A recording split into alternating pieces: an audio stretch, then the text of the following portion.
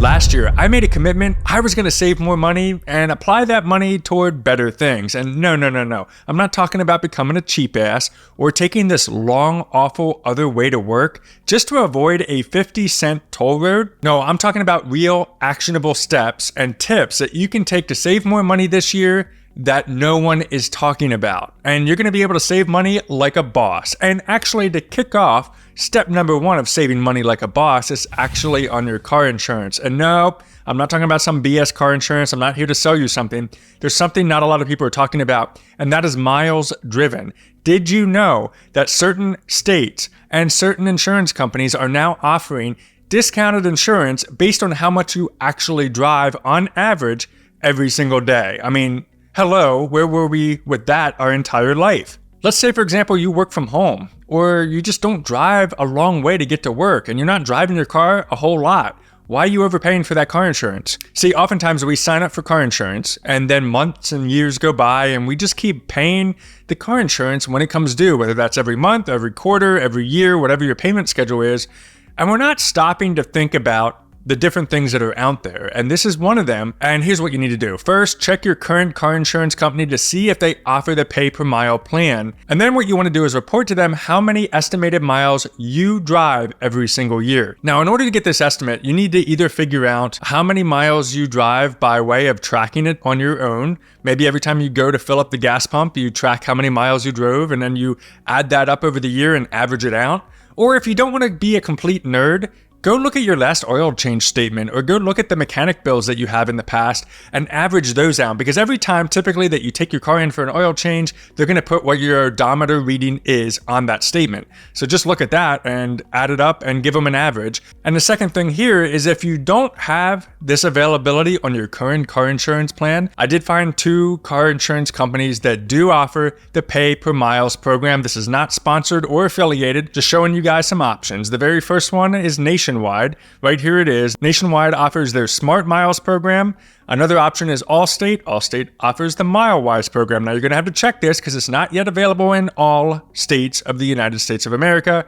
This is only going to be for certain states. But I'll say that I believe Allstate offers more states currently than Nationwide, but you can go check that out for yourself. So for me personally, I actually save $500 off of my yearly car insurance simply by switching over to this particular program. Let's move on to number 2. Number 2 has to do with this guy right here, the cell phone bill. So here's the other issue. Just like, my old car insurance company, we get trapped into these contracts. We get trapped into these ways of just saying, okay, I got my bill, I'm going to pay it every month.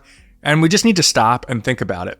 And that's what I did. I said, wait a second, I'm on Verizon, and Verizon's a great company, but I'm paying $200 a month for 2 lines. And we needed to add an additional 2 people onto our phone plan. So that'd be 4 people, and it'd be up to $260 a month, and the data wasn't even unlimited. So $260 a month for 4 lines to me just felt like a lot of money. So I decided to opt for Mint Mobile. Now, there's a lot of other different cell phone carriers. There's a lot of different cell phone companies out there. Go look around, but you'd be surprised. The longer you've been with your cell phone company, you're probably overpaying for your cell phone service. I went from what would have been $260 a month with Verizon Wireless to, get this, $90 a month for 4 lines, unlimited data for only $90 a month. You can't beat that. Now, I was a little skeptical because I was worried. Verizon continues to say that they're the best service out there. You can go anywhere and you'll get service with Verizon. Will Mint Mobile deliver? Well, Mint Mobile uses T-Mobile's cell phone towers. I have not had any issues. We've traveled around the United States. We actually did some international traveling, and everything's been great. They are offering deals, Mint Mobile is, and I'll include a link down in the description below if you're interested and it's your time right now to reevaluate your phone bill and maybe find a better option that's going to save you money. Get yourself started with a bonus by using the link in the description below. Let's move on to number 3. I decided this past year I'm going to avoid any more contracts, just like Verizon Wireless. I was stuck in that 2-year contract thing. Same thing with my cable bill. And I thought, I'm going to look around at all my different expenses and only buy things in the future that don't come with a contract. I don't care what deal you're giving me, because I know a year or 2 from now, you're going to jack the price up, and then I'm stuck with that contract until it rides out. And that's exactly what happened. We decided to cut the cord. We got rid of cable because I was tired of paying $200 every single month. Let me make sure that's right. Yeah, $200 a month I paid for cable TV, and I wasn't even watching half the channels. So we cut the cord, got out of that, and then I opted to buy the following streaming services: Netflix, the Disney Hulu bundle, Paramount Plus, Peacock, and HBO Max, which is now called Max. But what we did there is we have all 5 of those streaming services, allowing me to watch basically what I want on demand now, and we're paying less than we did for cable TV. And you might be like, well, wait a minute, what if you do want to watch TV? What if there's a special on? What if there's sports? What if there's something going on? What would you do? And I've actually found it better that I subscribe to something like YouTube TV, but I don't actually have that on my list of the 5 I just mentioned. What I do is if there is a game or if there is something big coming up that I want to make sure that I absolutely get a chance to watch that isn't already covered in one of their streaming services, then I'll buy YouTube TV for just 1 month, let it ride out, and cancel it. That way, I'm not paying for an entire year or 2-year contract. I buy, I escape. I buy in later, I escape. You can do that with Sling TV and some of these other ones as well. So that's a great way to get out of a contract and save yourself a ton of money on streaming services simply for things that you're not using anymore. But you might ask yourself, okay, with these 3 tips, how much am I actually saving every single year? I'm going to break it down for you. And it's interesting that when we do this, when we actually take the time to do the math and add all these things up, you'll be surprised how much money you're actually saving and how much money you were actually wasting. Very similar to the $5 a day investing challenge that we're doing here on the channel. You know, over the course of 2 years, I would have never thought that I was able, for just $5 a day, to build up a portfolio of well close to $9,000, if not $10,000 by now. I mean, $5 a day, really? Same thing here. Let's add it up. So category 1 was the car insurance. As I mentioned earlier, I saved $500 a year on that, so we can add that to the list. Category 2 was the phone service. Now, I would have paid, like I said, $260 a month for Verizon Wireless, but now pay $90, so I'm saving $170 per month, or $2,040 per year. That is absolutely amazing in my opinion. $2,000 saved, boom. Category 3, cutting the cord on cable. But of course, we're gonna have to factor in what I spend now for streaming services. Let me break them down for you. Right now, we got $16 a month for Netflix, $17 for the Disney Hulu bundle, $13 for Paramount Plus, $5 for Peacock, and then it's $99 a year. I pay the yearly plan for the HBO Max. So with that all calculated, that comes out to about $711 a year. Now, if we factor in what I would have paid for cable, that was $2,400 a year. So subtracting that out, that means I save on the cutting of the cord $1,689. So if you add all that up, that's a savings of $4,229 a year simply for making these 3 adjustments to my everyday life. This video, if you took action on these tips, and if these tips work for you in your life right now, this video today could have saved you $4,000 or more. It's pretty sweet. Comment below if you've saved money. Make sure you come back to this video, drop a comment down below to inspire more people. But since you're still here with me, I got a bonus tip to share with you on another savings tip that I'm using for the year ahead moving forward. Now, I'm not adding this. Remember, the title of this video is 3 tips, 3 ways to save money. This is the 4th way, but maybe not.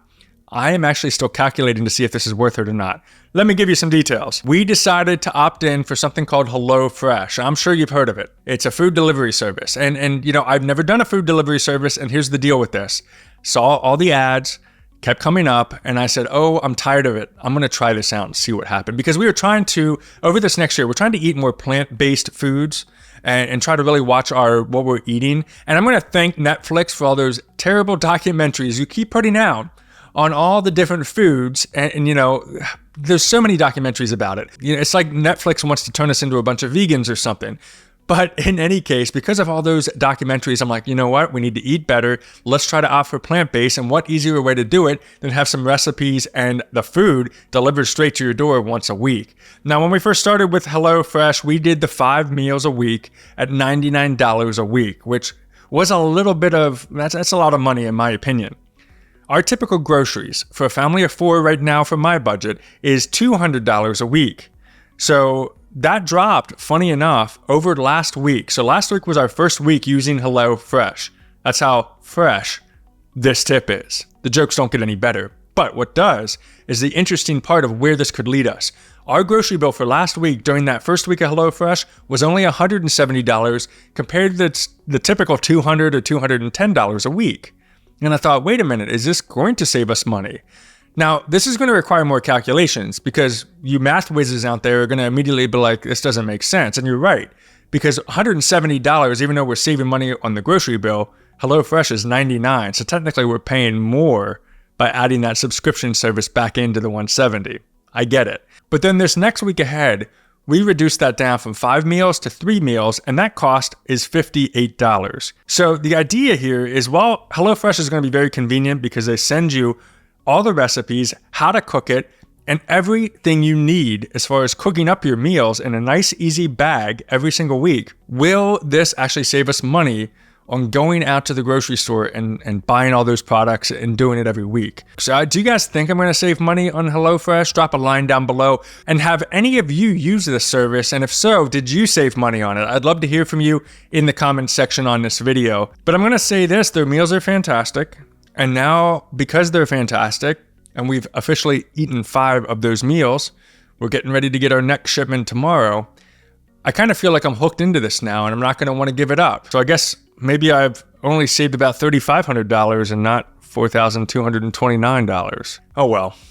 Check out this video next. We'll see you on the next video.